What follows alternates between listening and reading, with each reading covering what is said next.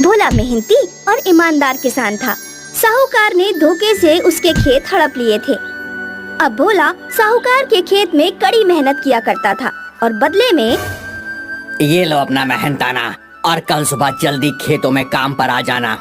मालिक, ये तो बहुत कम पैसे हैं, थोड़े और दे देते तो घर में चावल भात आ जाता। साहूकार ने बड़ी बड़ी आँखों से भोला को घूरा और अपनी छड़ी से 2-4 बार उस पर कर दिए। बेचारा भोला पिट पिटाकर अपने घर वापस आ गया। ये क्या हुआ जी? साहूकार ने बहुत मारा, पैसे भी पूरे नहीं देता है। मैं अपने बच्चों की इच्छाओं को कैसे पूरा करूं? त्योहार भी आने वाले हैं, हमें खाने को 2 वक्त का खाना भी ठीक से नहीं मिल पाता। आगे जाने क्या होगा। दूर खड़ा दीपू सब कुछ सुन रहा था। उससे अपने पिता की ऐसी दशा देखी नहीं जाती थी। वो भी अपने पिता के साथ खेतों पर काम करने जाने लगा। दीपू, जरा यहाँ से ये पत्थर हटा दो और मेरे घर का आंगन भी साफ कर देना, बहुत घास उगाई है। सफाई करते करते दीपू को खेतों से एक कटी फटी पतंग मिली। दीपू उसे साधारण पतंग समझकर घर ले आया और अच्छी तरह से फेविकॉल से जोड़कर उसको कमरे में सजाकर रख दिया। ऐसे ही 2-3 दिन बीत गए। किसी का ध्यान उस पतंग की तरफ गया ही नहीं। सबने उसे साधारण पतंग ही समझा। एक दिन भोला और दीपू दोनों खेतों में काम पर चले गए। मीना घर के कामों में व्यस्त थी। तभी मुन्नी खेलते खेलते उस कमरे में गई और पतंग को हाथों में लेकर बाहर बगीचे में ले गई। वो उस पतंग को उड़ाने की कोशिश करने लगी। जैसे जैसे पतंग उड़ती, उसका आकार बड़ा हो जाता और हाथ में आते ही पतंग फिर से छोटी हो जाती। पतंग रानी खेलो तुम मेरे संग, मेरी हो तुम, मेरी हो, उड़ जाओ मेरे संग। मुन्नी उस जादुई पतंग के साथ मजे ले रही थी। अचानक वहाँ झाड़ियों से एक लंबा मोटा सा सांप निकल आया, जिसे देखकर वो घबरा गई और जोर जोर से चिल्लाने लगी। बचाओ बचाओ, मुझे बचाओ, सांप आया, सांप आया। उसके हाथों से पतंग छूट गई।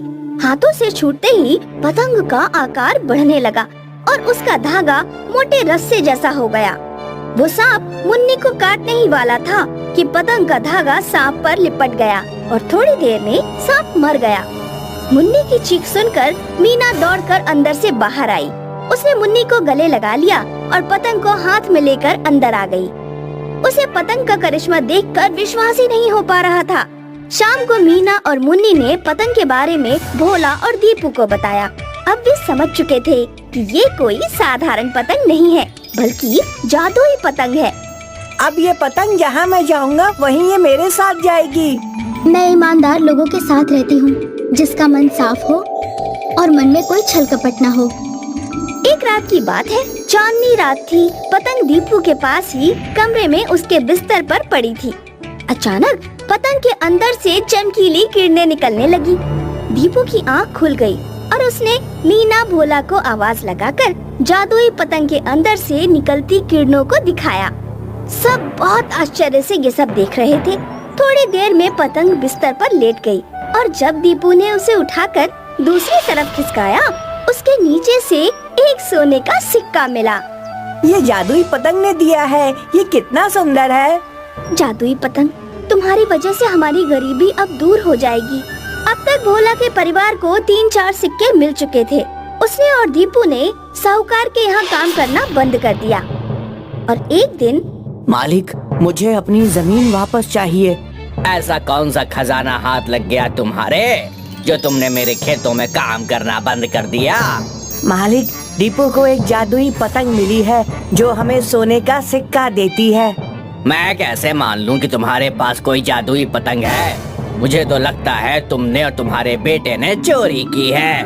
नहीं मालिक, मैं सच कह रहा हूँ। साहूकार पुलिस को बुलाता है और उसे पुलिस के हवाले कर देता है। शाम को जब भोला घर वापस नहीं आता, तब दीपू साहूकार के घर जाकर देखता है।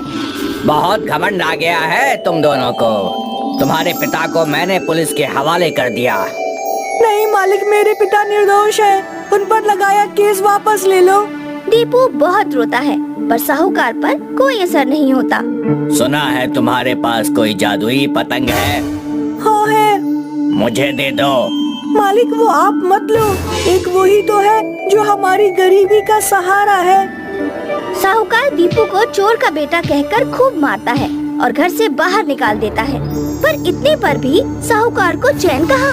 वो जादुई पतंग को हासिल करने की तरकीब सोचने लगता है।